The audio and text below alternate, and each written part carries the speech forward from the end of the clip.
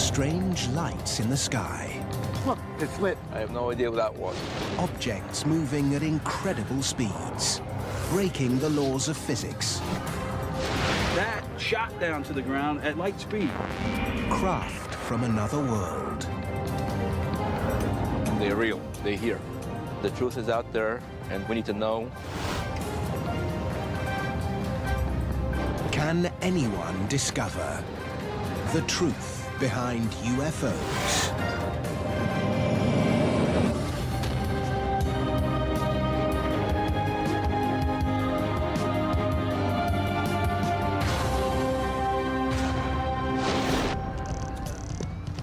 January, 8 p.m., Winsted, Connecticut. What the hell is that thing? Shoppers in a downtown mall spot something in the evening sky. It's moving. You got it, Pat? The event, like so many nowadays, is recorded on mobile phones. Unbelievable. It's posted onto an internet video sharing site. It's the latest example of an unidentified flying object, a phenomenon that seems to defy explanation. I don't know what it is. Or does it? UFO sightings like this one are reported in their thousands every year, and not just in America. They happen all over the world. No airports around here at all. It's unexplained. From Rio, London, Paris, and New York, UFOs are a global phenomenon, a global mystery. For the past 60 years, Whoa, I'm getting a series of lights right there. I got it. wherever and whenever unidentified flying objects have been spotted in the sky, they've hit the headlines. Right now, the biggest thing on YouTube is the Israeli UFO, which was UFO on top of a sacred temple. Is that UFO? Holy. And you can see it sitting on top of it, and then it just shut off at light speed. I looked at a video many times. I think it's real. UFO sightings like these fire the imagination of enthusiasts all over the world We've seen them in Mississippi like this, but never. and fuel investigations to discover what these mysterious objects really are.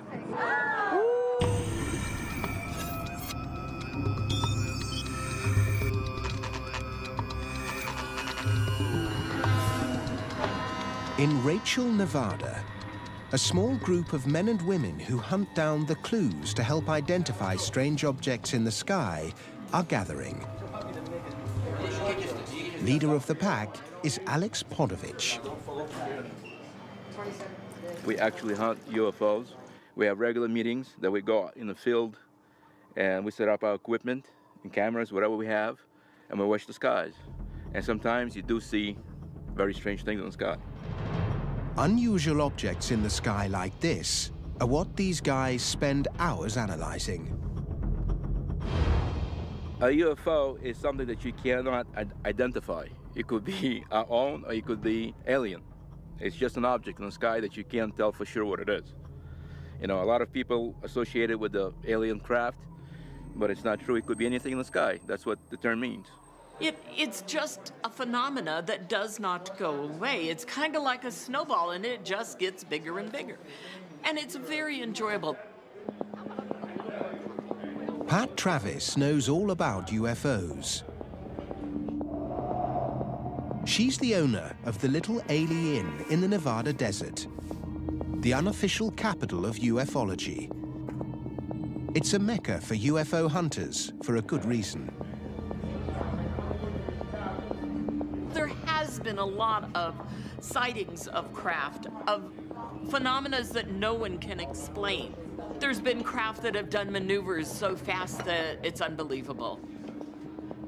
I believe that we cannot be the only beings in this entire magnificent universe. It has to be more. I will always believe that.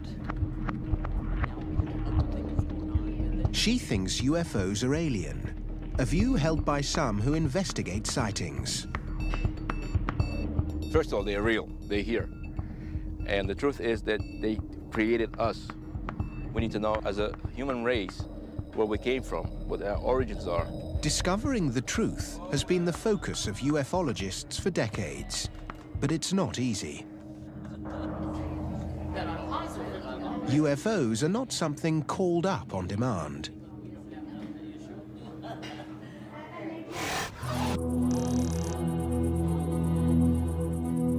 The holy grail for UFO hunters is finding a real flying saucer, or a ship, I should say, taking pictures of it, touching it, or getting a physical alien that you can shake hands with and take pictures. Today, Alex and his crew are taking a trip down Nevada's extraterrestrial highway to try to find a UFO.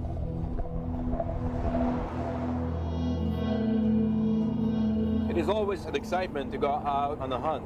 It's another possibility that I may find something that I've been looking for so many years.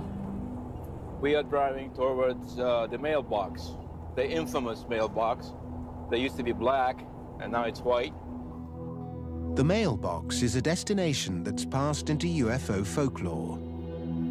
It's a location that's had more than its fair share of UFO sightings.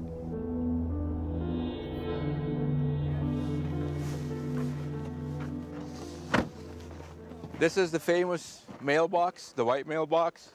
And these are the UFO hunters. They'll be with us here tonight. Hopefully we'll find something up in the sky. You guys need any help?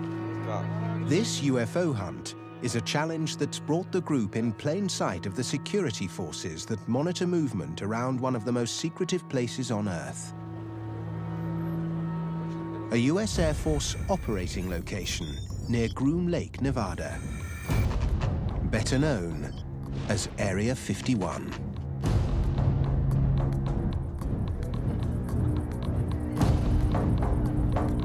I can see a tower up on the hill, up on the mountain, and it's probably a radar out there also.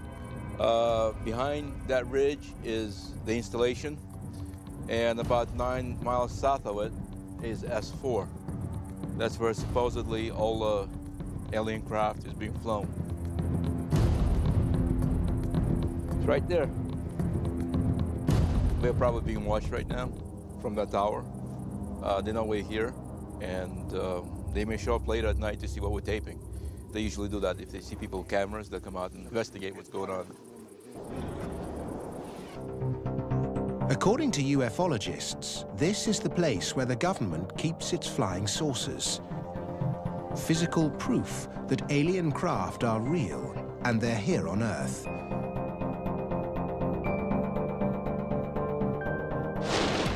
The incredible claim made headlines in the late 1980s, thanks to this man. I'm Bob Lazar. In 1988, physicist Bob Lazar told friends he'd seen flying saucers when he was working on a top-secret project at Area 51. There is physical evidence which proves that there is life elsewhere. Bob's job was to see if he could reverse engineer this propulsion system. Now remember, this is the end. John Lear's been a friend of Lazar's for over 20 years. He was one of the first he told about seeing America's flying saucers. I met Bob Lazar in 1988, and the first thing he said to me is, "I saw a disc today." And I'm sitting here writing, and I said, "What?" He said, "I saw a disc today." And I said, "Theirs or ours?" He said, "Theirs." But that vehicle is a disc, which is generally referred to as a flying saucer. And he told me that when he first saw it, there was an American flag on it, and he thought, well, this explains everything. We've got saucers, it's ours, we developed it. That's where all those rumors are coming from. But then he got to see inside of it, and there was little teeny seats, which were just about this big. And that's when it became all too clear to him that this was an alien craft.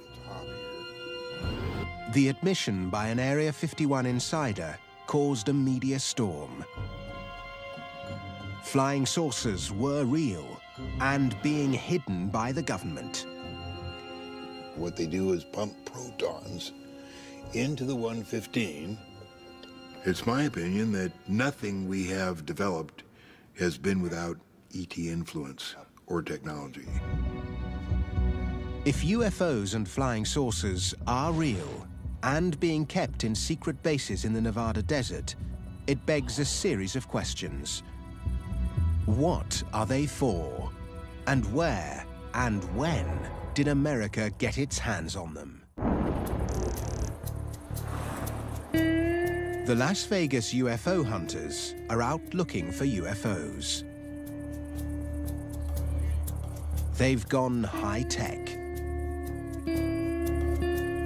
They're using a sensitive array of infrared and low-light cameras in the hope that it will help them capture images of unknown objects in the sky. This equipment is generally used for surveillance in very, very dark environments. Some of them use existing light. They can operate even from starlight. The other one is a traditional green night vision camera, which amplifies light. So if anything comes from that direction towards us and it emits light, we'll see it. Even before the cameras are up and running, Alex spots something in the sky. You can see the contrail, and that looks like probably an F-16. What do you think we're going to see out here tonight? Well, I'm hoping to see something that was engineered back, reverse engineered from alien technology. Almost ready. Almost there. If you had the infrared, we may be able to see some things that we can't see with our eyes. Maybe they're not still supposed to be seen. We're not supposed to be seeing. So that gives us a chance to look behind the veil. Is this legal? Yeah, perfectly legal. Okay. You're on public land. Okay. If you get arrested, you don't know me. If a UFO is spotted, the hunters have the equipment to capture images of the craft in intricate detail. If they do, it will be a huge moment. We need to make it work. These are our eyes tonight. Well, that was close. Hopefully we'll see some strange lights up there that move in kind of a zigzag way or moving really fast. Look over here, this way. I hope to see a spaceship, actually, if it's possible. In the darkness, the hunters spot something off in the distance. Is that thing right over there? It's too dark for conventional cameras to pick out.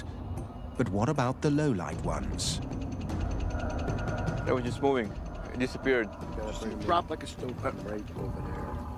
Oh, it was a big light. Oh, that was beautiful. Look, it's lit. Right there, right You there. lit? You see him? He's orangey red. 1 o'clock. Has the infrared and low-light camera rig captured it? Okay. Now this just happened. Right above the 2, you'll see on our third camera, a light comes up. And then right here is another one. And they both stay up for just about the same amount of time and then disappear. Not moving, they were stationary. And they were there and then they were gone. And that was not a pixel on the screen, that was not a malfunction. They've spotted something, but they don't know what it is. They hope it could be a flying saucer they believe America keeps hidden away in the desert. It's a notion that's deeply established within UFO circles. A theory that began with the greatest and most controversial flying saucer incident of them all. July the 8th, 1947. The place, Roswell. Debris is discovered on a cattle ranch in New Mexico. But it isn't just any old stuff. Eyewitnesses say the wreckage consists of foil that returns to its shape after being crumpled up, and weird, alien-looking writing on beam members.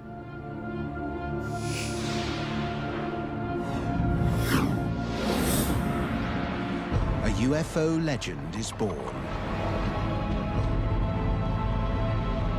But in a U-turn 24 hours later, Roswell's flying saucer is claimed to be a weather balloon.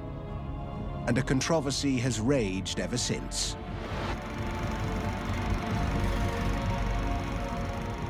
The interesting thing about the Roswell story is that regardless of whose side of the story you believe, the Air Force, the UFO research community, everybody agrees that some sort of object or device came down and was recovered.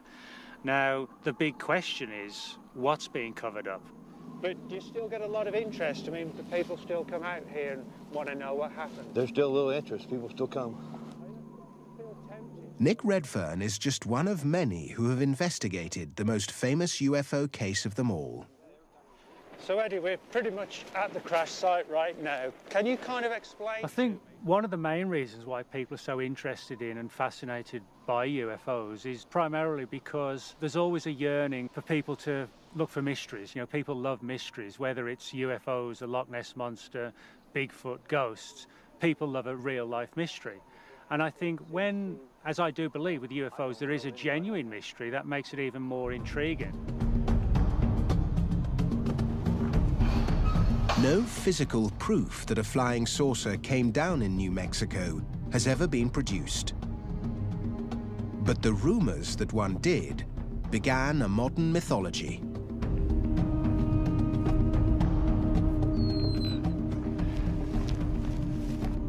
So, Eddie, this is really where all the evidence was brought. What happened was that when flying saucer sightings began in '47, it was something totally new. Never been seen before, so people were fascinated by it. The Roswell UFO incident set the scene for an incredible explosion in sightings across America.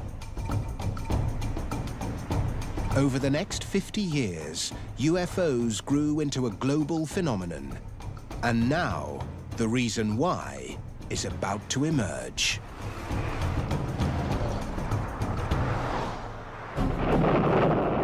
The late 1940s marks the start of America's fascination with UFOs. An obsession that coincided with its Cold War with the Soviet Union.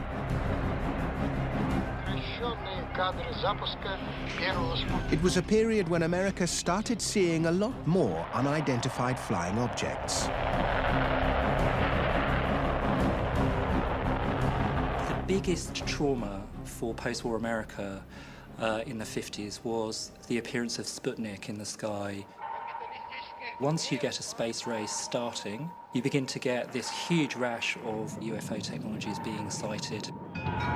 The atomic age and the space race fed an increasingly popular sci-fi genre. And soon America was awash with B-movies featuring UFOs and invaders from outer space.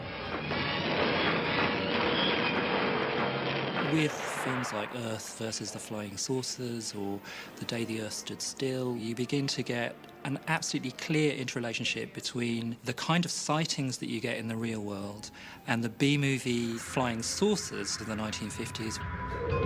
In the 50s, this popular culture became reality. UFO sightings were on the rise. And the US military refused to acknowledge that they were responsible. The recent sightings are in no way connected with any secret development by any agency of the United States. But that's not true.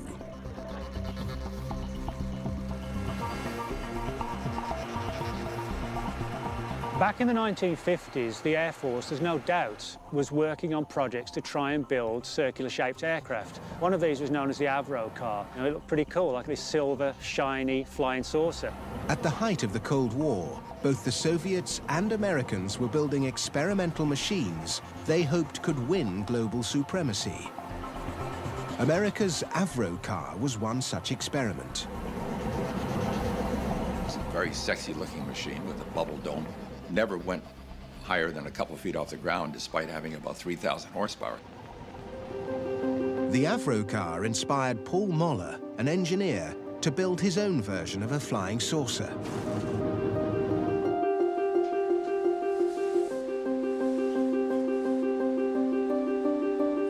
I do think it invokes the image of that little Jetson type of machine that we saw in the 60s that you know, had the bubble dome and that freedom to move around in the future the way they did. That was very big in America, and I think it drives the interest of people to do it. Well, putting this canopy down really puts you into a very comfortable world. This is Dr. Paul Mahler flying the M200X. Paul Moller is one of only a handful of people who can claim to have flown a real flying saucer. The OMC rotary engines developing. It's truly a magic carpet sensation. When you're in a helicopter, there's a lot of vibration, number one. And number two, you have the sense you're being lifted from above. This machine here is absolutely no vibration. The rotary engine is like a sewing machine engine. The power comes from below you, and it's a totally different sensation, not supported by anything that you sense. It's really amazing. It's absolutely magic carpet in a sensation. But in a time before widespread use of computer-assisted stabilization, these cumbersome craft carried considerable risk. Start up! The problem on Earth is the aerodynamics. The air flowing around the vehicle generates a lift configuration, which is destabilizing. Now, you can put a big tail on it, of course, and that'll make it aerodynamically stable, but what is that's kind of a funny machine, round machine with a big fat tail on it. Doesn't make sense. So, artificial stabilization. When you're not dealing with the atmosphere, when you're outside of the atmosphere, of course, round is the perfect shape. Structurally, it does everything you want. It has all the right things. We just got to get rid of the atmosphere.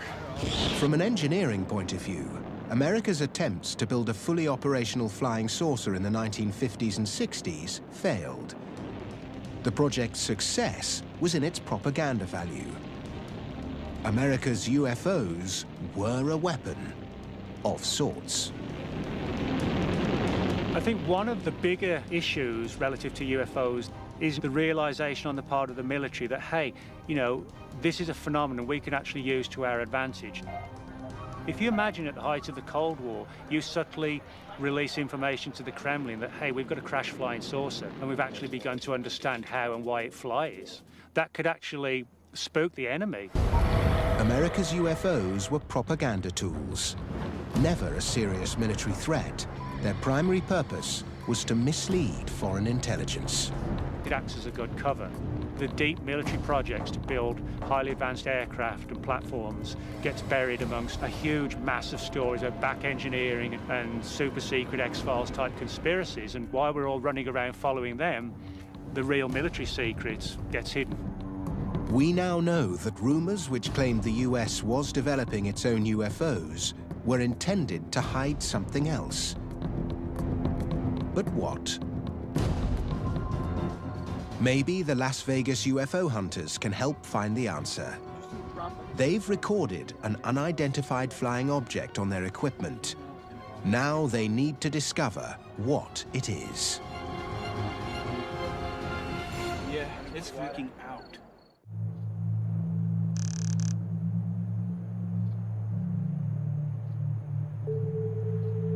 Peter Merlin knows a lot about what goes on in the sky over the desert. He says that evidence of UFOs in the sky can often be found on the ground.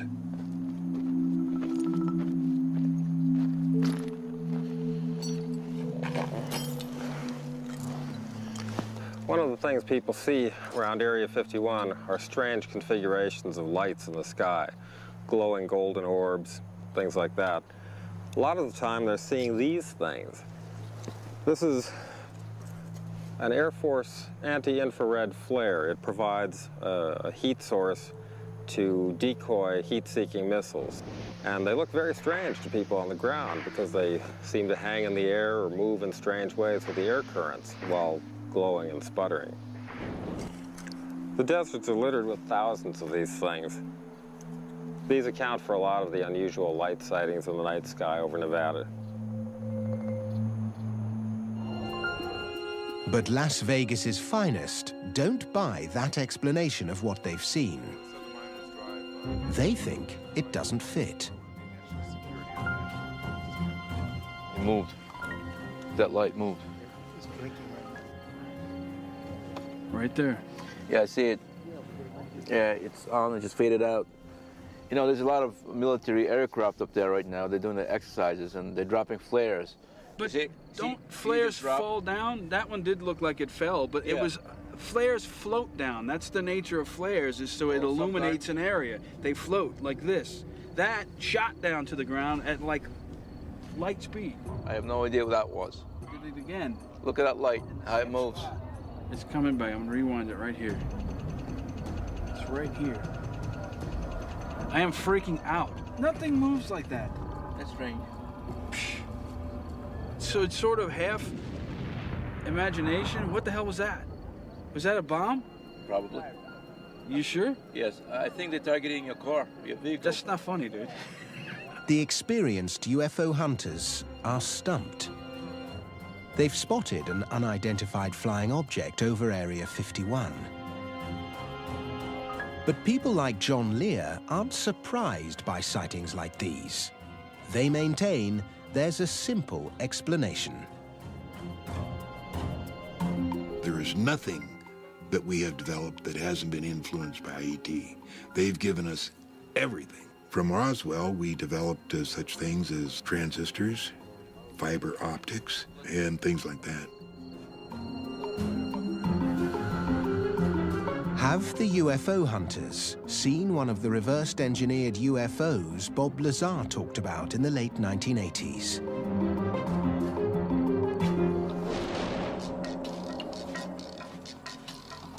In the Spring Mountains, 65 kilometers west of Vegas, Peter Merlin's on a mission to find out.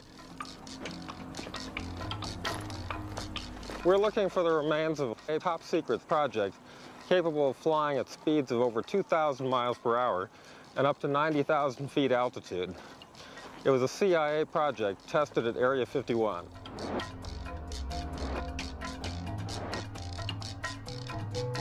The question is, was this project based around UFO technology? They looked like craft from other worlds, so one could be forgiven for thinking, wow, that's a UFO. Because if you've never seen something like that, then it most definitely is an unidentified flying object. Now there's a chance to discover the truth. In 1967, one of these ultra-secret prototypes crashed here in the Spring Mountains. Conventional wisdom would be that these sites would be completely cleaned up. I've talked to people who worked on the cleanup crews, and almost universally, they told me, don't even bother looking because the government cleaned up every trace. But when I go to these sites, I find that there's always something left. That is a pretty decent-sized piece of titanium. And there's a little bit of black paint on the outer surface. The airplane was painted black. This is part of a radar-absorbent structure, so this would have been one of the most secret components of the airplane. So it seems like it would be surprising to find pieces of it out here after they cleaned it up, but yet the desert is littered with it. Peter Merlin has found pieces of the most sensitive military secret of the 20th century. It's not alien, but to the Soviets at the height of the Cold War, it might well have been. It's a technology so advanced that they never saw it coming, literally.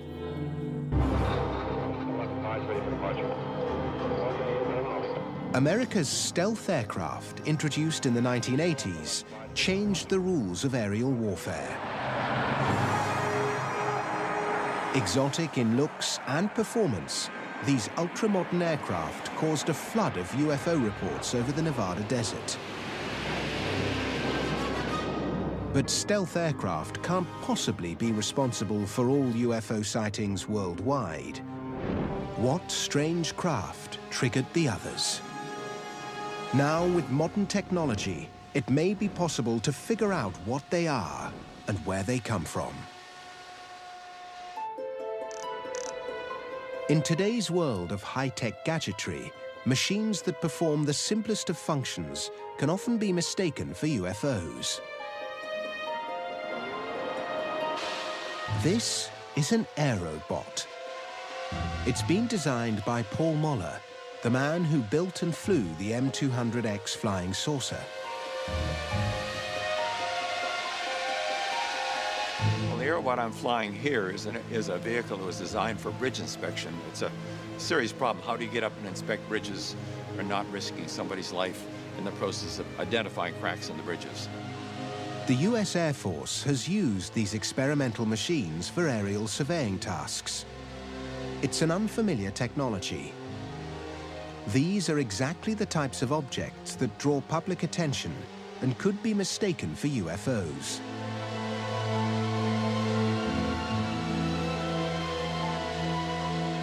It's amazing. A lot of times we do not announce a flight of any of the things we're doing, but 5 o'clock in the morning, we started up and there's a crowd already here. It's almost like there's some magical communication out there. Everybody wants to see it fly.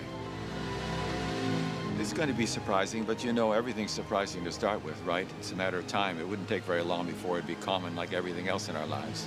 To the untrained or uneducated eye, Paul Muller's gizmos could appear to be unidentified flying objects.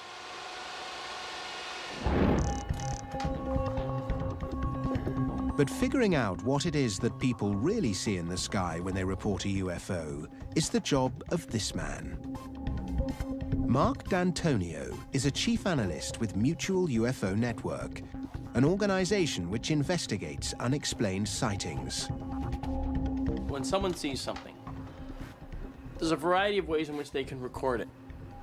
This cell phone video showed up on the web, and just since late last night, it's already had 187 views. This is basically available for the world to see. It's the UFO recorded over Winsted, Connecticut. Mark's job is to analyze the footage and try to identify what it is. In the majority of cases, what he discovers surprises people.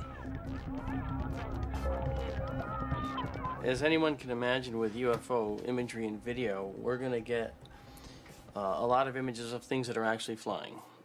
You have aircraft, insects, birds, occasional rock, or other things flying through the air.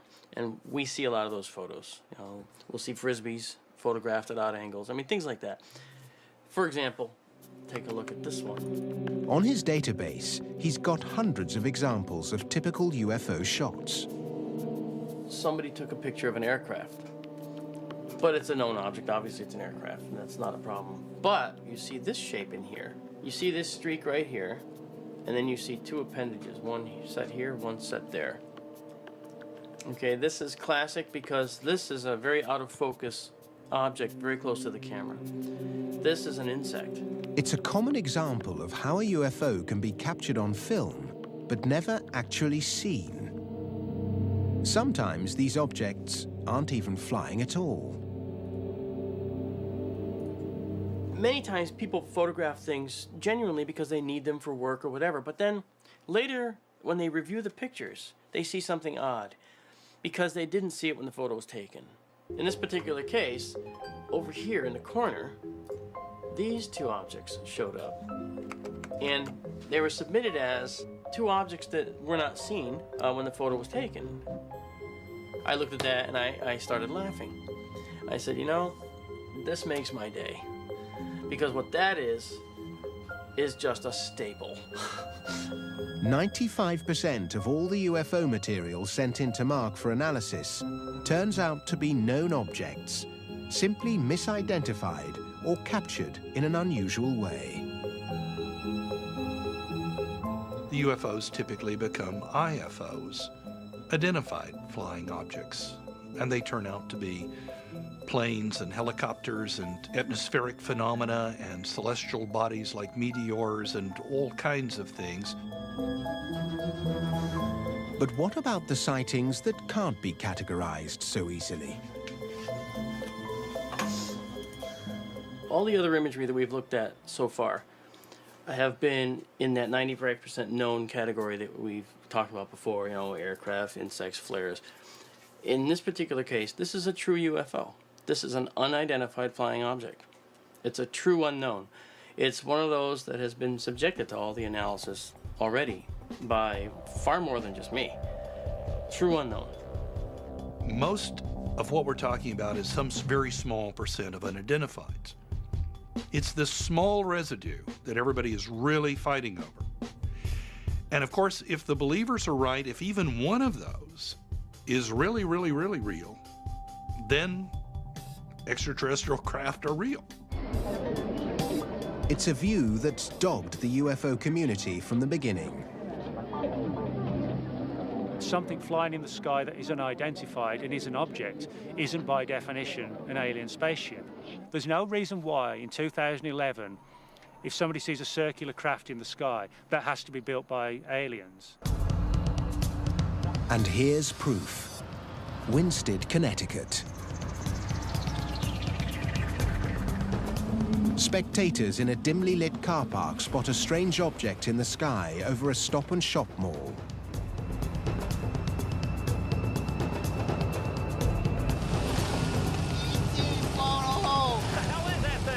It creates a stir. The sighting is recorded on camera phones and is posted up on the internet within hours.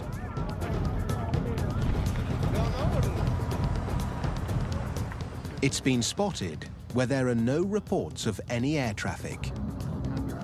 There are no blimps or advertising craft in the vicinity. To all present, it's an unidentified flying object. Unbelievable. The problem is that as the technology advances, it becomes easier and easier to hoax things that look really good. Whereas, say, 30, 40 years ago, a good UFO photograph may actually have been a real UFO photograph because it was hard to fake. Today, you know, a really good UFO could be some spotty 16-year-old teenager in his mum's spare bedroom putting together a piece of footage, putting it on the internet and laughing at all these wide-eyed UFO researchers. 50 seconds. Okay, coming in. This UFO is a hoax. Good. Connecticut's latest flying saucer sighting started life in a basement workshop a little over 24 hours before.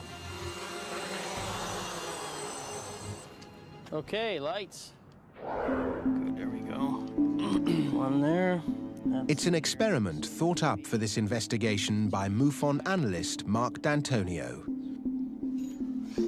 There's so much available off-the-shelf technology that allows you to put together a craft in no time at all that people can mistake, misidentify. It makes our job very difficult in trying to discern what's real, what's not, because the unknowns are out there, and that's what we're after. But this isn't a case of the gamekeeper turning poacher. Mark D'Antonio is on a mission. It's this guy. I think it's really critical that people understand what types of things they are seeing in the sky, whether it's a meteor or it's a four-bladed quadcopter with lights. There's thousands of these out there now, thousands. We have to show people what these are because too many people are reporting these and then think they've had a life-changing event, when in fact they were looking at someone fooling them. We want to raise that public awareness. That's very important. And we want to expose the hoaxers for who they are and show with this how that works. It's pretty neat. All right, here we go. Okay. The Winsted UFO sighting has been explained.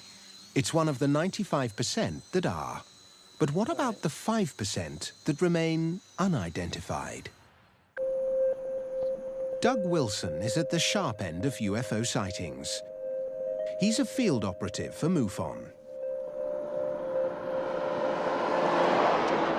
With 30 years of experience as an investigator, I can usually tell within a few minutes of an interview what the chances are that I'm looking at a planet, an aircraft, or what have you, regardless of how adamant the witness might say, this was not an airplane.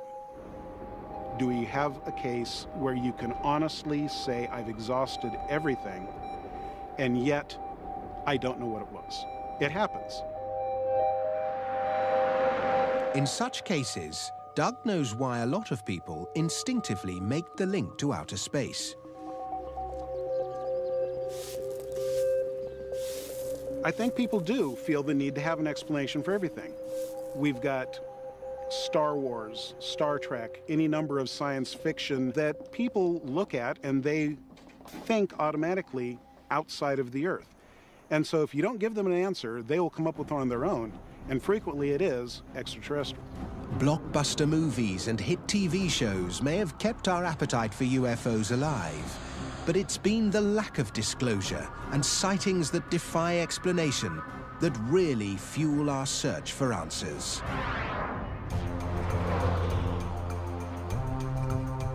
An incident 60 years ago gave a town in New Mexico a marketing dream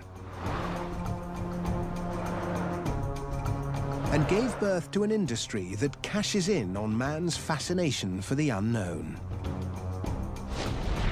But the truth is, the facts behind the Roswell incident have been released. I think the best explanation for the entire Roswell incident was it was a physics experiment that got lost, and that led to some unintended consequences. Today, the official explanation for Roswell is the crash of a top-secret listening device codenamed Project Mogul. These balloon trains were huge assemblies. We've got a picture of one right here. It was 600 feet tall. It was about half the height of the Eiffel Tower. Unlike those who maintain a flying saucer crashed, physicist David Thomas has evidence that supports the official version of events. This is a small replica of the I-beam that was found in the Roswell debris. These strange markings are the key to unlocking the UFO mystery. It's not alien writing, as some believe. It's something much more down to earth. And crucially, it links it to Project Mogul.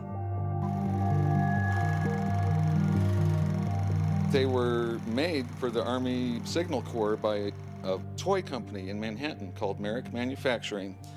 And the reflectors were a little flimsy, and when the Army Air Force said, can you make them stronger, they applied some tape they had sitting around the toy factory, and this tape had these strange, colorful, sort of hieroglyphic symbols that could have been interpreted as alien writing. It's exactly the same design described by eyewitnesses. But instead of being alien writing, the truth is, it's toy wrapping tape. Despite the evidence, it isn't enough for some people. 60 years of speculation can't be swept away so easily. No one's going to hide a weather balloon coming down. There's no point. And even a mogul balloon, there are examples of mogul balloons coming down elsewhere in the US in the summer of '47. They weren't subject to stringent security like the Roswell event was. So I think for me that rules out a mogul balloon. The real truth behind the most famous UFO of all time may never be universally accepted. But the facts reveal that in the vast majority of cases, an explanation for most UFOs can be found. Simple misidentification, atmospheric conditions, hot air balloons, hoaxes, even staples can all become unidentified flying objects. But the question remains, what are those that stay unidentified? There are those people who understand that while there are a lot of mystery lights and things happening in the sky, some of them of a perhaps clandestine nature, there's no good evidence that any extraterrestrial craft is visiting the planet Earth. Believers will still hunt for the evidence. Light speed. That one, the last one, It's right here. in my opinion, the truth behind UFOs is that, first of all, they're real. They're here. Roswell, New Mexico. Something did crash, and I do believe that it was a alien spacecraft. But for those of us who just look to the skies and wonder, 80 to 90% of all UFO sightings are explainable. But as a rational person trying to keep an open mind, I would have to say that there is no reason to believe that aliens could not be here. It's kind of like people's belief in God. You can't prove it, but you'll be damned if you'll deny it in total.